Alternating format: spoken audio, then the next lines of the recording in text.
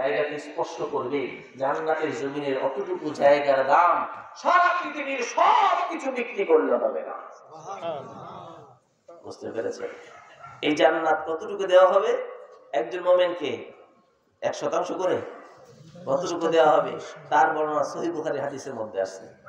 লাকা মিথলুদ দুনিয়া ওয়া আশরাতু আমসালিহা, হে বান্দা সারা পৃথিবীর 11টার সমান জায়গা তোমাকে চিরস্থায়ী ভাবে মালিকানা এবং আধিপত্য হিসেবে দিয়ে দেওয়া হলো। সুবহানাল্লাহ। আল্লাহ 11টা কেন বলেছি এবার শুনে নেই। ভাইজান বলেছেন সহিহ বুখারী শব্দ, লাকা মিথলুদ দুনিয়া, দুনিয়ার সমান সারা পৃথিবী যত বড় এত বড়টা তোমার জন্য দেওয়া হলো, সাথে সাথে ও আশরাতু আমসালিহা, এবং এর সাথে আর 10টা।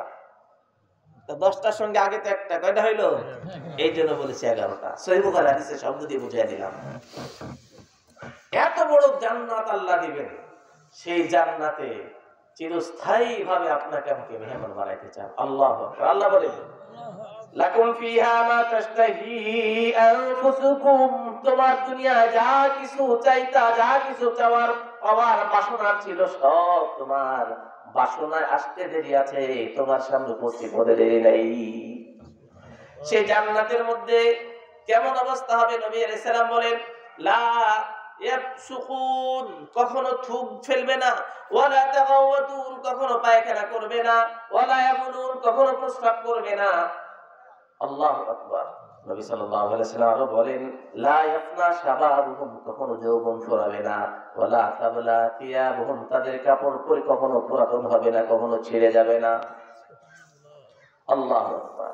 নবী সাল্লাল্লাহু আলাইহি ওয়াসাল্লাম আরো বলেন লা ইয়াসকামুন, কখনো অসুস্থ তারা হবে না। একজন ফেরেশতা বলবে, ঘোষণা করতে থাকবে ইন্না লাকুম আন তাহইয়াউ ফালা তামুতু আবাদা, চিরকালের জন্য চিরস্থায়ী জিন্দেগি নিয়ে এখানে প্রবেশ করো তোমরা, কখনো তোমাদের কোনো মরণ নাই। ওয়া ইন্না লাকুম আন তাসিহু ফালা তাসকামু আবাদা, তোমরা চিরকালের জন্য এই জান্নাতে তোমরা সুস্থ অবস্থায় বসবাস করো, কখনো অসুস্থ হবে না। ওয়া ইন্না লাকুম আন তানামু ফালা তাবাসু আবাদা, এই জান্নাতে সকল নেয়ামত সম্ভার চিরদিনের জন্য ভোগ করো, কখনো নেয়ামত সম্ভারের মধ্যে কোনো ঘাটতি আসবে না। সেই জান্নাত আল্লাহ দিতে চান, আর জান্নাত যারা পাবে তাদের জন্য জাহান্নাম থেকে অটোমেটিকলি কি হয়ে যাবে? মুক্তি এবং নাজাত নসিব হয়ে যাবে। ভাইরা আমার, এই জান্নাত দেওয়ার জন্য, জাহান্নাম থেকে মুক্তির জন্যই একটা বিশেষ বতর আছে। বতর তো চিনি, এই যে কয়দিন পরে পেঁয়াজের বতর আসবে না, যেটাকে আমরা বাংলায় মৌসুম বলি, আরবিতে মৌসিম বলে, আমরা আমাদের আঞ্চলিক শব্দে বতর বলি। বতর আপনাদের জিজ্ঞাসা করি, পেঁয়াজের বতর আসার পরে হয়তো বা কম বেশি 1 মাস থাকে না? 1 মাসের ভিতরে দেখা যায় পুরুষটা মাঠ থেকে সকল ফসলগুলো বাড়িতে এনে স্তূপ করে, আর মেয়েরা সারাদিন কাটে, কৃষাণের খাবার রান্না করে, সন্ধ্যার পরে সবগুলো চাক বন্দি করার জন্য বহু রাত পর্যন্ত পেঁয়াজ কাটে আর চাক বন্দি করে, দিন রাত সমান করে ফেলে। কথা ঠিক আছে কিনা? আচ্ছা, এই যে খাটনিটা করছে, এই খাটনিটার পেছনে উদ্দেশ্য হলো সামনে 1 বছর কি 2 বছর তার চলার জন্য যেই পয়সা এবং তার অর্থ তার যোগান হবে এই ফসলে, এই সোনার ফসলকে সে 1-1.5 বছর ভোগ করার জন্য 1 মাস তার মাথার ঘাম পায় ফেলতেছে।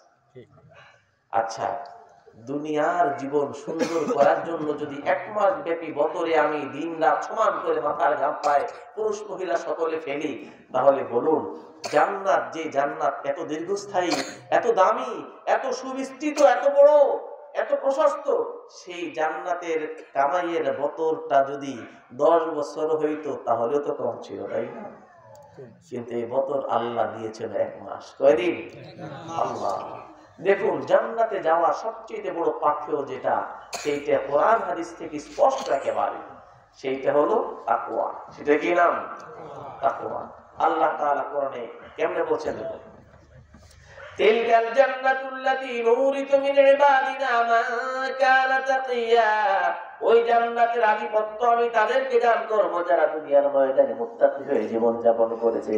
মুত্তাকি হওয়া মানে সকল গুনাহের কাজ ছেড়ে দেওয়া এবং সকল নেকির কর্মকে, সকল আদেশাবলীকে পালন করা, সকল নিষিদ্ধ কর্মগুলোকে পরিহার করা। এইভাবে যারা জীবন চালায়, কোরআনের বর্ণনায় তাদেরকে মুত্তাকি বলা হয়।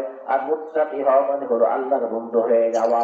আল্লাহ রাব্বুল আলামিন এরশাদ ফরমান, ইন্নাল্লাযীনা আমানু ওয়া আমিলুস সালিহাত, যারা ঈমান আনার পরে তাকওয়ার উপরে চলবে, সায়াজআলু লাহুমুর রাহমানু উদ্দা, আমি আল্লাহ তাদের সঙ্গে বন্ধুত্ব সৃষ্টি করে ফেলবো। বুঝতে পেরেছি? এইরকম কোরআনে বারবার যেখানে একজন মুমিনের জান্নাতের কথা বলেছেন, সেখানেই ঈমানের সঙ্গে তাকওয়া শর্ত করেছেন। এই তাকওয়া নিজের জীবনের প্রতিটা বছরের, প্রতিটা মাসের, প্রতিটা দিনের, প্রতিটা ঘন্টার, প্রতিটা সেকেন্ডে লক্ষ্য রাখতে হয়। কোনটা আল্লাহ নিষেধ করেছেন সেটা আমার এড়িয়ে চলতে হবে, কোনটা আল্লাহ আদেশ করেছেন সেটা সম্পূর্ণ পালন করতে হবে। এইভাবে মুমিন জীবন চলার আদেশ তার উপরে এসে গেছে, কিন্তু তারপরে মুমিন অনেক সময় পিছিয়ে পড়ে যায়। অনেক সময় নফস শয়তানের